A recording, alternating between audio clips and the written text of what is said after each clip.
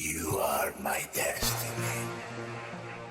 You are listening to You Are My Destiny radio show with Luca and Claudette.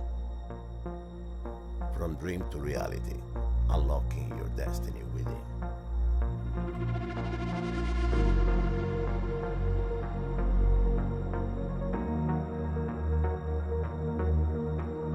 Here we go, another day, another show. This is Luca Zanna with Claudette Lyons, and you're listening to You Are My Destiny, podcasting directly from our bedroom. That's right. Right, Claudia? That's right. That's our favorite studio.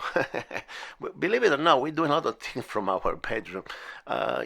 We creating music, we creating distribution. I mean, we doing music videos. Our latest videos, we all created them here in the bedroom.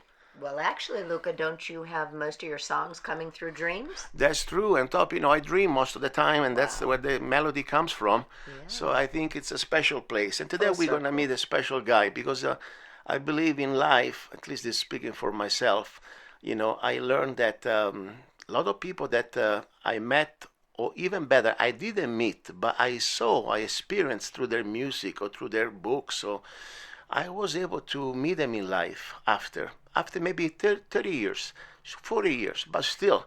And they somehow influenced my journey here. So I really believe we are kind of all interconnected in a way or the other one. We can positively and sometimes negatively influence each other by focus on the positive. And today, for me, I used to grow up with rock. I like rock. I like every type of music. I go from electronic to classical, but rock is my first love. And when I was a young man in Italy, I used to really love to see these bands, especially in Los Angeles, hard rock and long hair and fast cars and all that stuff. I was stuck in a military school and I was dreaming one day to get there. And my friends were laughing at me because I couldn't even speak English.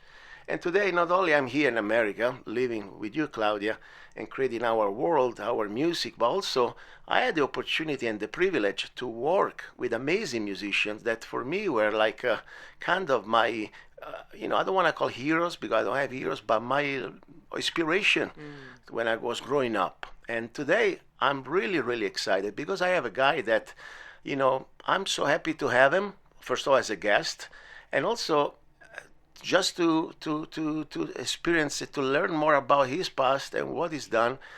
He's been one of my opinion, one of the best vocal performers, singers in the rock scene still today, 40 years later. Hopefully my accent will forgive me because sometimes I kind of bad at that, even after all this year. But I'm going to try to again. Jizzy Pearl. Am I right, Jizzy? How's it going? How's it going? Did I pronounce your name right, first of all? Well. My real name is Jim, but okay. That's right. How do you want me to call you for the show here, for the interview? Just call me Jizzy, that's fine. Jizzy, okay, good. So listen, Jizzy, first of all, thank you for coming, and thank you, first of all, for, I really believe that you've been, maybe you already know it, but I think you've been kind of creating a vision for many singers that they came after you. I remember the first video that I watched when I was still probably in Italy, with your band Love Hate. And it's funny because there is also another thing I didn't tell you. Maybe we have somebody that we met in common in our journey. I'll tell you more later. But the first video that really for me was an explosion in sound and vocal performance, and the whole thing, Blackout in the Red Room. Can we say that's probably the most famous song from Love Hate? What do you think? Yeah, I think so. Mm-hmm. Because I think, that was your first debut, for your first album, correct? Yes, it was. It was a long time ago, so I have to search my memory banks for the...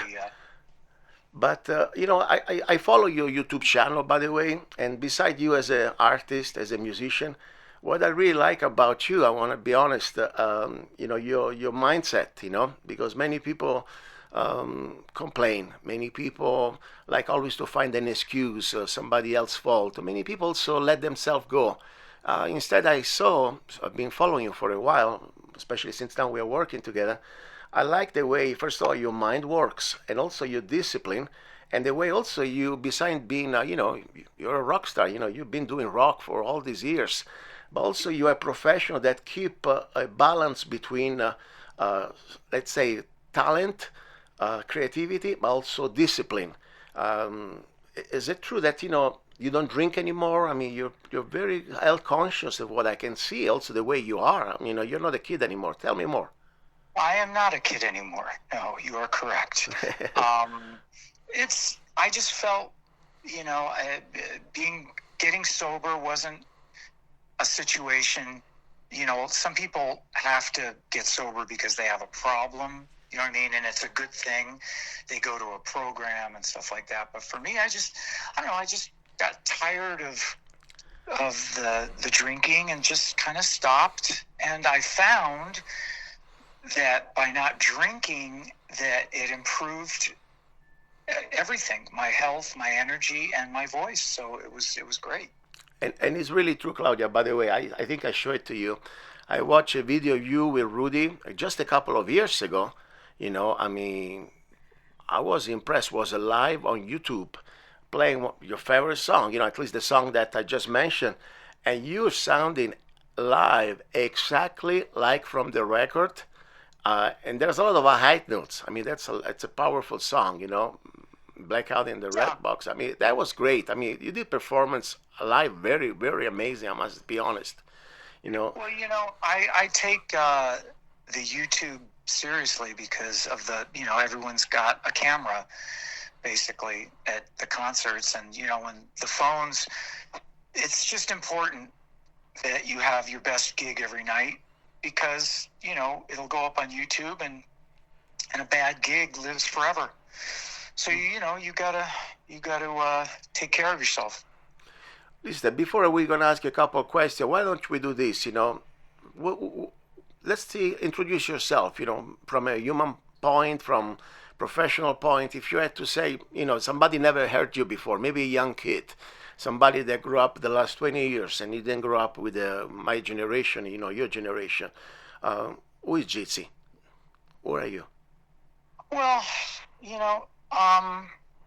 I'm a guy that grew up with all the classic rock bands, The Who, Led Zeppelin, Ronnie Dio, from his solo work and from Black Sabbath. And so as a young person, you copy what other people are doing that you like. You sing along to their songs before you actually become your own songwriter. So I'm sort of a combination of Robert Plant from Led Zeppelin and Ronnie Dio and Roger Daltrey of The Who, kind of all of that mixed together, and then hopefully you get what people call your own identity. You know what I mean? Yeah. Like, for example, when I toured with Ozzy doesn't sound like anyone else. When you hear Ozzy's voice, it's Ozzy, and he's not the most technical person in the world, but when you hear him sing, you know exactly who you're listening to. And so I just thought that was important to have your own identity, as a musician. Wow. I know you went through, studying, I'm like studying a history book, studying going through your life and your career. I've been doing a little research. You kind of, your beginning for Love Hate wasn't exactly from easy environment. I mean, you really started from the streets. I mean, kind of not grunge in the music style, but really Skid Row stuff. I mean, tell any memories you have about that time. Well, back in that era of the 1980s, there was a very huge community of musicians that used to play the Whiskey and the Roxy and Gazzarri's, and it was what you did.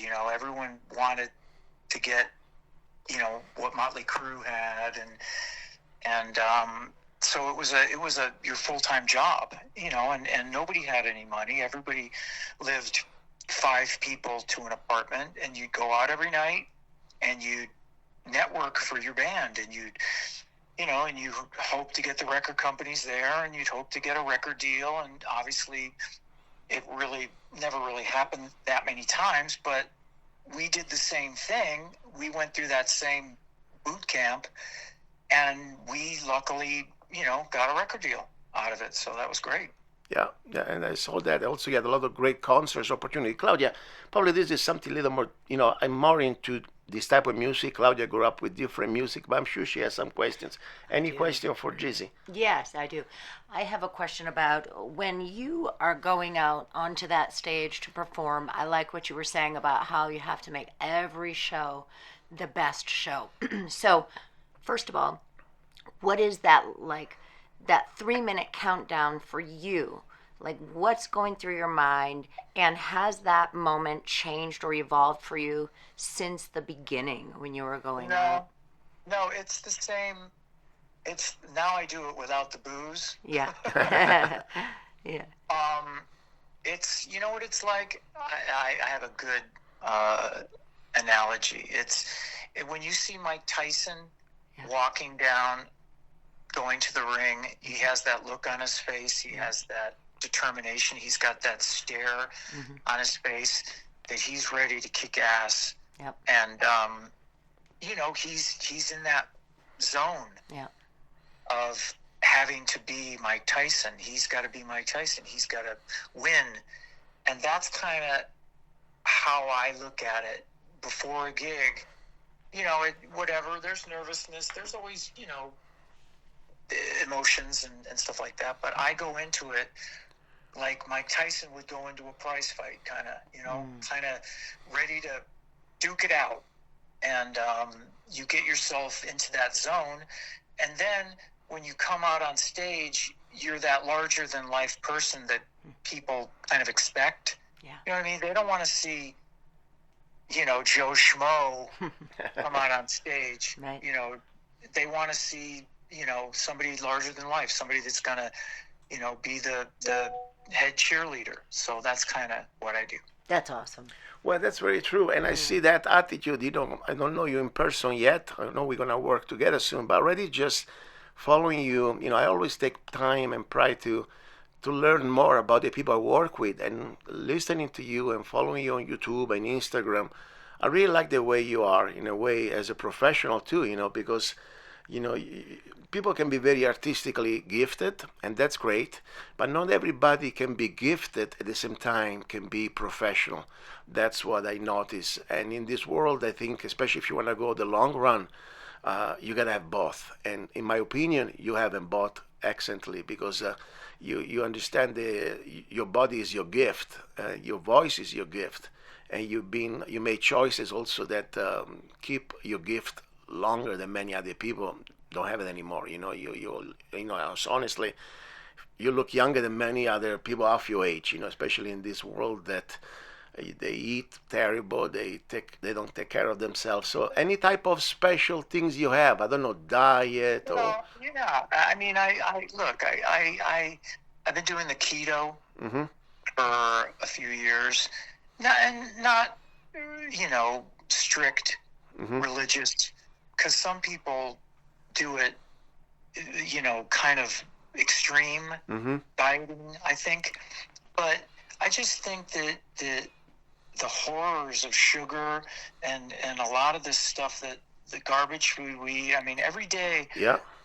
Every day I'm in a hotel if I'm on the road. Every morning, and the breakfast, you go down there and there's this big aluminum tin and it says scrambled eggs, and it's not scrambled eggs. No. I don't know what it is. It's some fiendish alien mixture. Yeah, you're right. That's colored yellow, but it's not eggs. You know what I mean? So that's kind of a problem when you're trying to eat healthy, when everything around you is kind of McDonald's. And that's a bummer.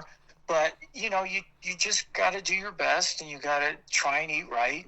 And I do stay away from a lot of the sugar and stuff like that. And I think that's just Everyone knows sugar's bad for you. I mean, Yeah, Claudia come on. knows too, right, Claudia? Yeah, I stopped eating it myself about everything like 9 months ago, and I knew I would have a positive effect, but I honestly didn't understand how it would affect parts of my life that are still blessing me. Like it's really been a beautiful journey. Well, getting off sugar is like getting off heroin.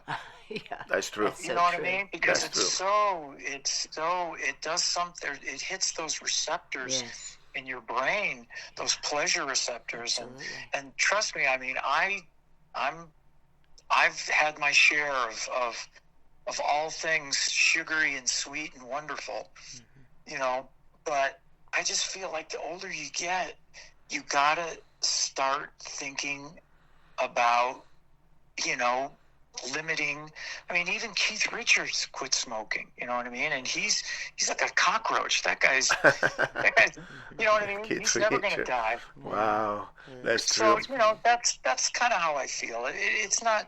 It's all by choice, and I don't preach, you know, about it. I do a little bit on my Twitter, on my X, because I see all this stuff, and I just think these people buying this coffee flavored drink that's got 85 grams of sugar, it shocks me. That's true.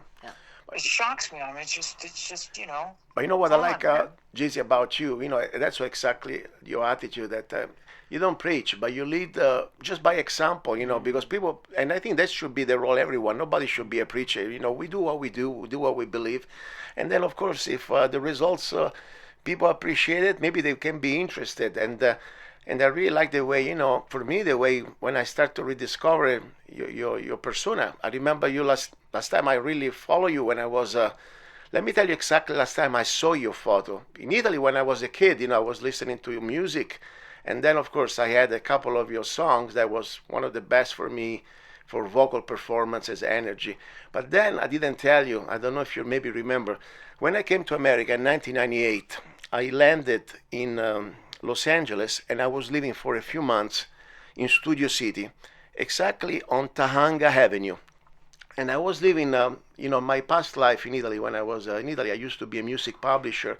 I had a music magazine. I also published a couple of books. And one of the books I published was an older lady from Australia. Her name was Elizabeth Sabine. That she was a vocal teacher, and we became friends. Of course, I published her book, and then when I had to immigrate to America, I didn't know where to go. And Elizabeth said, "Why don't you come to live here with me until you find a place?" So I shared a little spare room, and I was living in this spare room in Studio City at a house.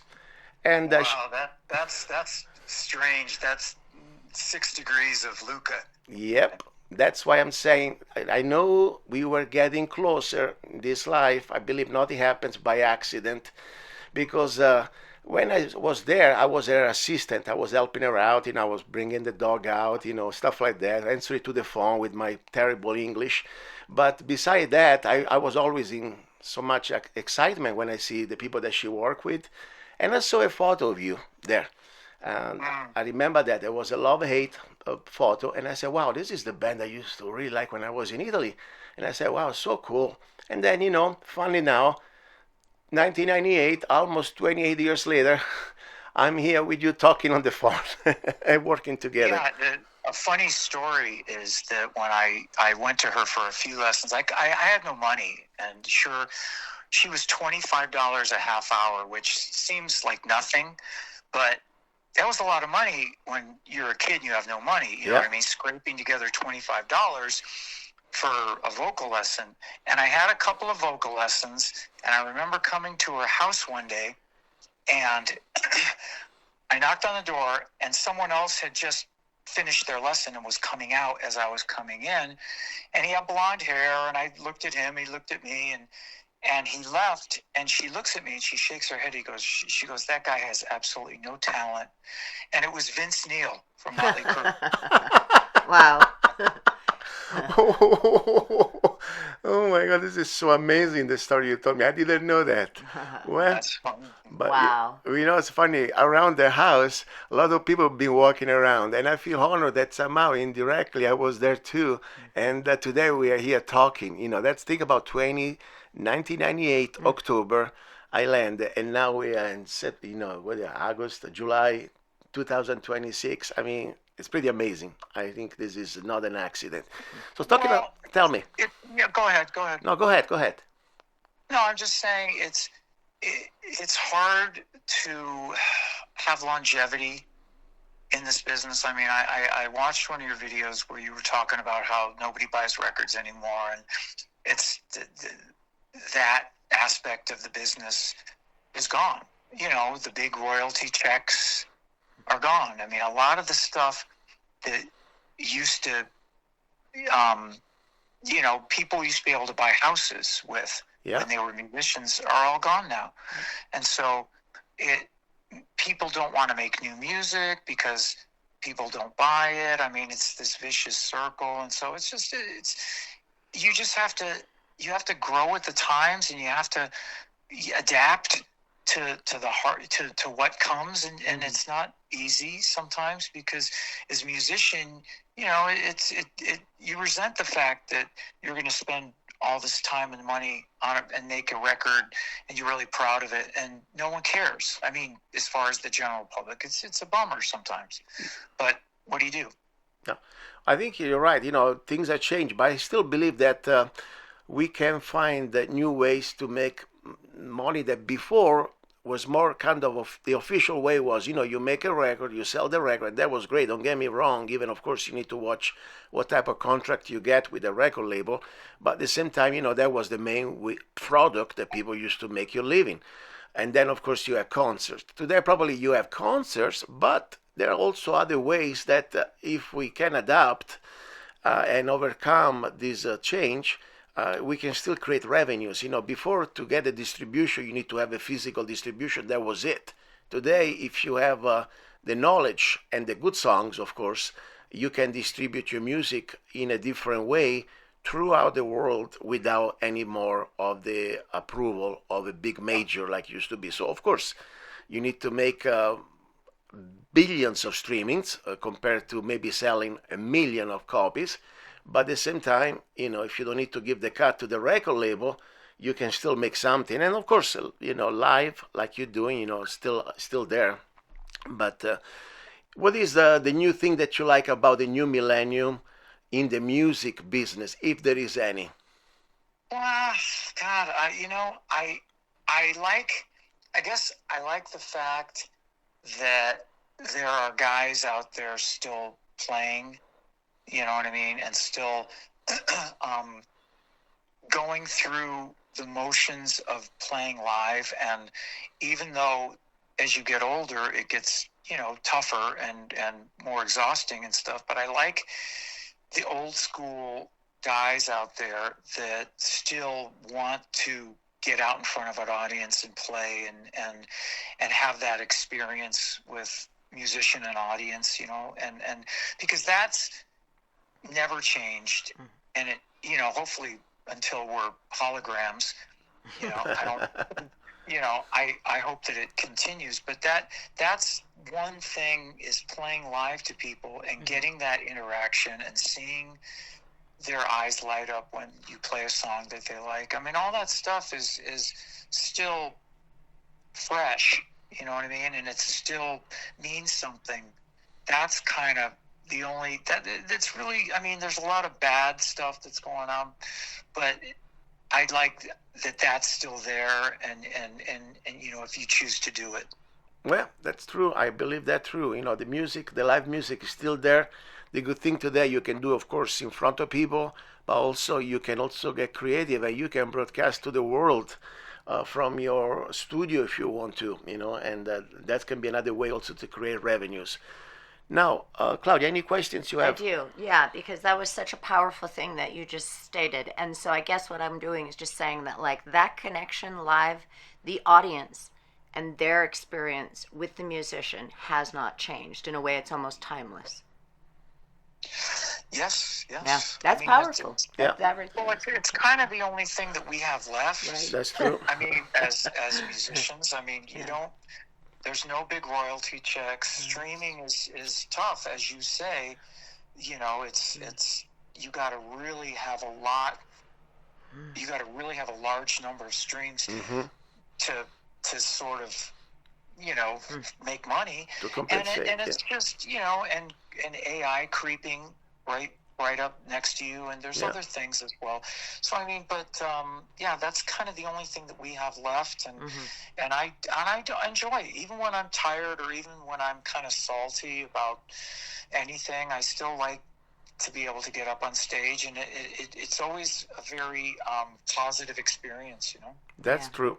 And also, I like to look forward at what we're doing together soon. For me, going to studio, it's always a privilege, because I believe, we can make music at home today. Computers, great, and home recordings, that's great. Don't get me wrong, I use that a lot. We do a lot of electronic music, me and Claudia. But going back to a studio with musicians, that we lock the door and we put the focus in creating something together, that's for me probably the most beautiful thing as a songwriter, because I don't even consider myself a musician, I'm mostly a songwriter, to see the magic of music happen, because there is a little bit of sparkle from everyone. There is not just the notes, there is the creativity, there is the energy, there is something that computer cannot create. I mean, when you go in the studio with people, there is some extra sparkle that happens beside the 7 notes that's supposed to be reproduced, So we're looking forward to be together for this project with the Sarso brother, Rudy and Robert, of course, and you, as a lead singer for the Cuba Libre. Any feedback yet about what do you think about this project coming together? Well, I actually sang it this morning. Nice. That's great. I know that I like that of you. Yeah. I'm gonna come in prepared, and I'm gonna kick ass. That's great. And it'll be fun. And then finally, after 40 years, I'm going to meet you in person. I know. Think about it. When I heard about that you were at Elizabeth house for a couple of lessons or whatever, and I was there, and now we're together, I just came back to my mind the other day. Yeah. I was telling Claudia, I said, what's funny? I remember Jizzy. I saw his photo there 28 years ago, and now we are working together. Yeah. Well, that's going to be fun. It's going to be a big project, at least for me, because it's beyond the song, as I said. It's also a message. And then, of course, we have other ideas. You never know. As I said, we talk a little bit about, I'm trying to create new ways to go back to create interest into recording music, because sometimes people think, okay, it's a song. No, there is a story behind how the song was recorded, and also even why the song was even created. And I'm always fascinated to find the new frontiers in a way. So we were talking just a few days ago about the potential other project that I hope we can do together to record some acoustic songs in a completely different type of studio, like the desert. What do you think about that idea? Well, I got plenty of desert out here in Vegas. Yeah. Well, let's finish Cuba, and then we can talk about the desert. That would be awesome. We're full of desert. We are full, sir. Full of desert. And maybe next time we can do even a cave. I was thinking about reverberation, natural reverb. We can do a song recorded in a cave. Yeah, I have to. It's funny because when we were talking about that, I was thinking to myself, I'm gonna have to scout out a couple of locations. You know what I mean? That will be cool. Yeah. You know what I mean? Because it's going to be August, and I'm just warning you, Will. Yes. Well, at least I grew up for the last 20 years, 18 years in Arizona, so I know August, Arizona or Nevada. It's pretty rough. Yeah, you almost have to do it at 5 a.m. Exactly. And that's what we were talking about anyway, and I love your enthusiasm and your discipline, because if I talk normally with a average, musician, 5 o'clock, normally they go to sleep at 5. And instead they say, no, we can do it 5. They say, that's great, Yeah, those days are over. They should be over. Come on, it's time to grow up. Time to grow up. List, I want to give you the floor. Anything you want to say, a message, or anything you want to talk about, experiences, anything. It's you got the floor. Nothing. I just, I've seen some of your videos and stuff like that, and I just so many people in the music business, myself included, have from time to time, you get jaded, you lose your enthusiasm sometimes, because people don't buy records. I mean, all the things, all the cliches that people say. People don't buy records. People don't really care. You're getting old. Why don't you look like you did in 1990 on your video? Where's your long hair? You know what I mean? And people just kind of pick at you, and you just get a little jaded and a little bummed sometimes. But you seem to have this reservoir of what's the next big thing. I'm going to find the next big thing. I'm going to cash in, not even cash in, but I'm going to find the magic that everyone else doesn't seem to see. You know what I mean? And even if you don't find it, you at least have that energy to want to find it. You know what I mean? Well, thank you, and I really appreciate it, because it's true for me. This is not just a job. I have other careers, and that's also one thing that allowed me to do what I'm doing. But at the same time, now I'm focusing on this full time as an independent label. I'm always fascinated about the power of music, how music, like a song, not just music in general. One song can change a person's mood, can improve a day, can change, even save a life. I mean, there were a song in the 80s. One night the DJ saved my life. I remember, I think in the 80s was a. The point is, there's so much magic in music, and also how it can change the life of the musicians, the artists. I mean, so that for me, you're right. I'm on a task. I didn't say I found it yet, but I'm looking. You're on a mission. On a mission. I want to go back to the power of the songs, like we used to have, when one song, even one song, could change the life of many people. Starting from the songwriter, from the producer, from the musicians, and of course, and the millions of people that are listening, and they maybe find some energy, some inspiration, getting off the depression. I mean, for me, music has been always my drugs, in a positive way. Growing up in boarding school at 11, all I had was a little radio in the dormitory at night, and I used to listen to it. And then when I graduated at 14, I used to have my little Walkman. You remember the Walkman? I'm sure you do. I do. In a little tape, and at night under the bed, I used to listen, all these rock bands. And my teacher was so mad. And one time they confiscated my Walkman. I didn't get it for 2 weeks, and that for me was my things that kept me alive. So, and today we're here, and we're gonna make the magic again. Claudia, anything you want to say to Jizzy before we leave? Yeah, it's just amazing to hear your journey, and thank you, because for me, it's like I just resonate again with kind of like the perspective a little bit higher of this whole conversation about how you were saying the connection with the people that are there listening in that live, when you're on stage, and how that is for everybody receiving your amazing songs, your voice, the energy, the meaning behind the music, the purpose, and then Luca, you creating this pathway that you're absolutely insistent that there's ways to do it outside of the box, and for none of us to give up and keep going. It kind of brings us all together in a way that kind of stands up a little bit against some of the negatives that you were talking about, Jitsi, not a lot of the money coming in, the royalties, and I just feel like hopefully at the end of this, if there's an end, it's music and people that can come out. Well, you're doing it for the right reasons, and then that's kind of. I mean, sometimes you don't make any money, but you come out with a good song. I mean, it's worth it, I guess. Yeah. Or at least it's definitely worth. I tell you something. One day we'll all be gone. You know that it's a part of our life. But your music, your voice, is gonna still be there, somehow, somewhere, and some young kid, maybe 50 years from now, is going to find even that inspiration, or maybe an answer to the rebellion of the state of, youth that we have. It doesn't matter the age. The point is that your song is still going to be alive. That's the bottom line. And that's why I think the most powerful thing in music, also for a musician, is, it's a legacy behind. And I'm very honored to work with you, Jitsi, soon. And I'll be in touch with you soon, and I'll give you a big hug, and stay cool. Okay. Sounds good. All right. Great talking to you guys. Don't go away. Stay there 1 second. I'm going to stop this and we'll touch base. Okay. This is what Jizzy.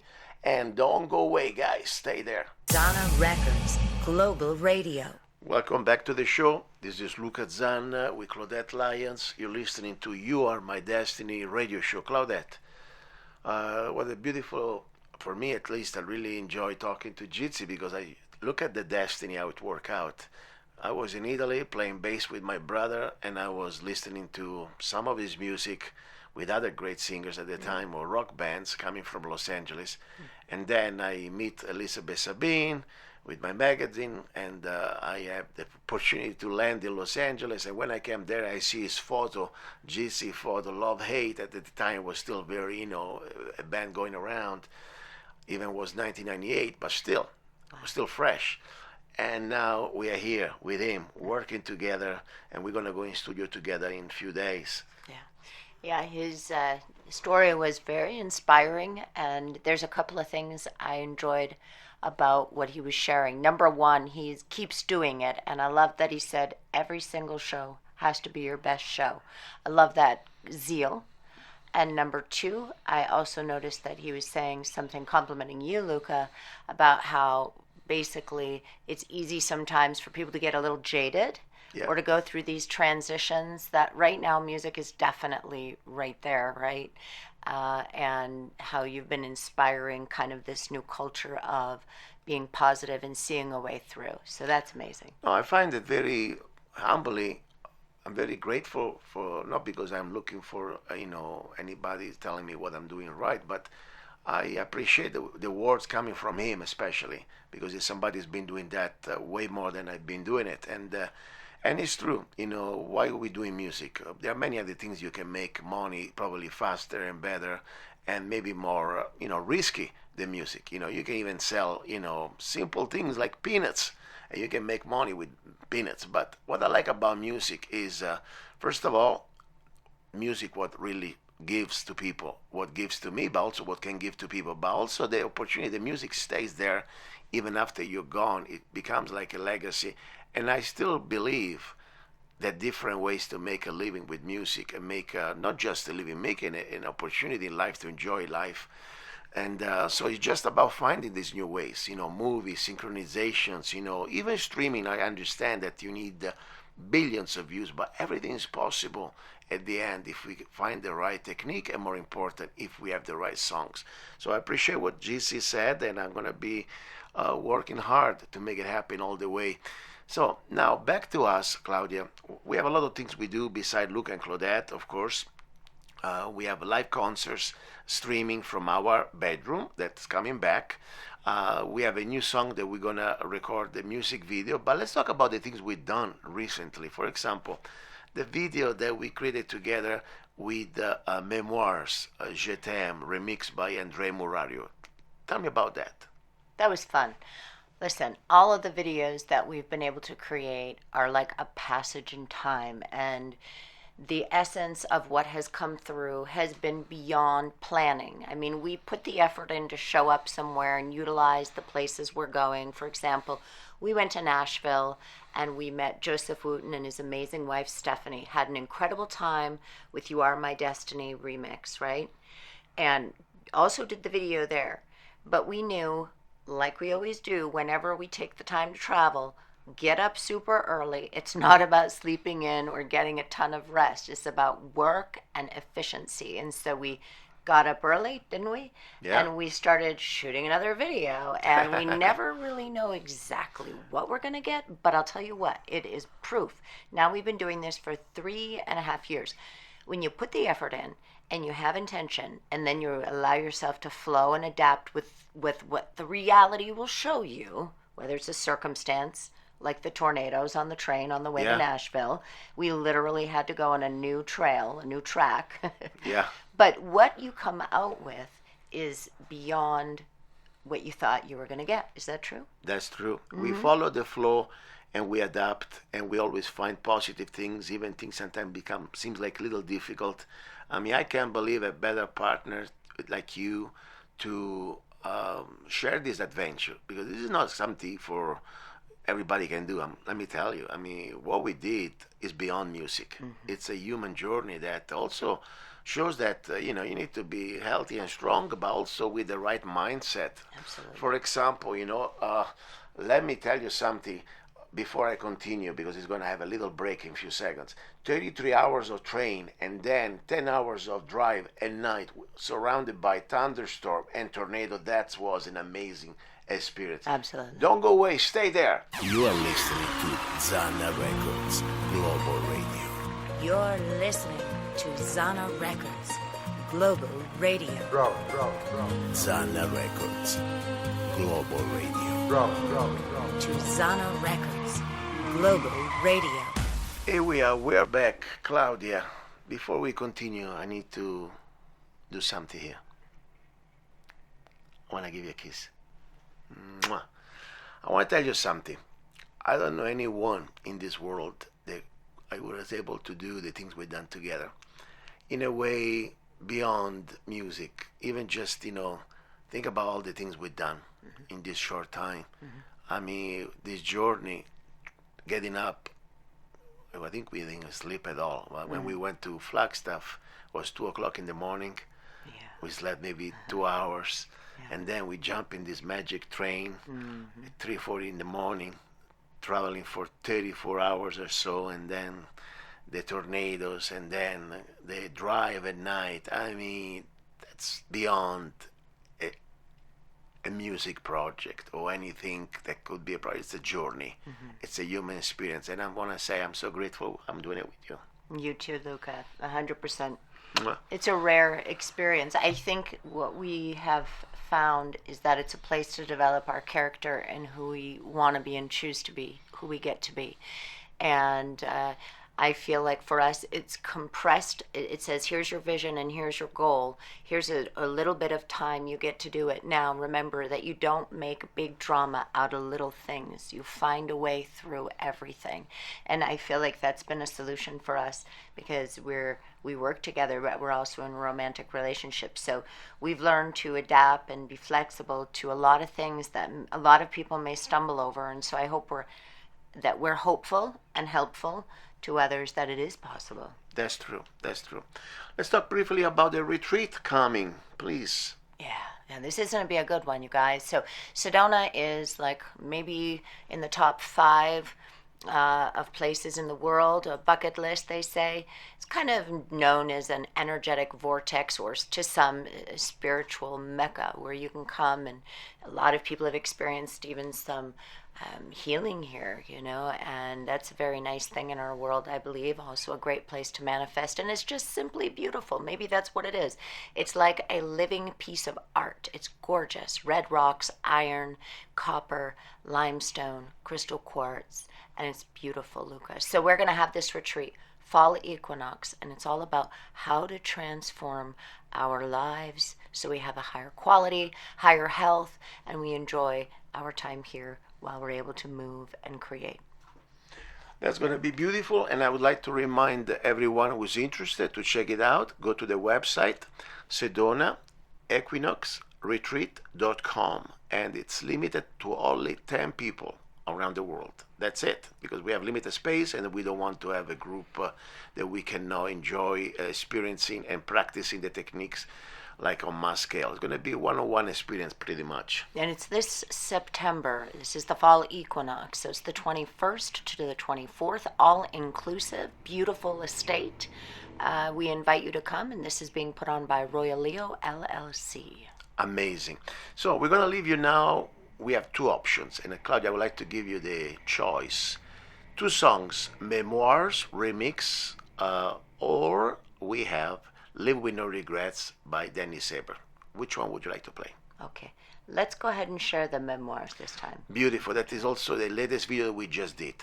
All right, for this week, that's it. From Luca and Claudette, stay tuned and talk to you next week. Ciao. Ciao. Memoirs. Je t'aime.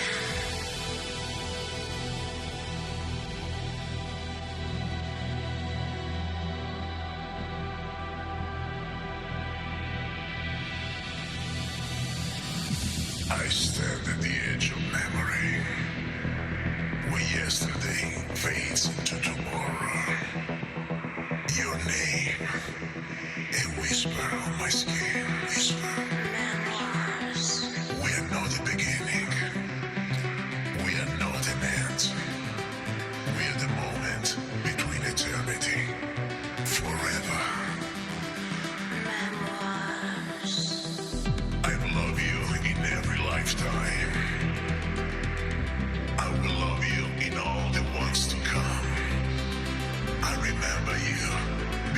new you.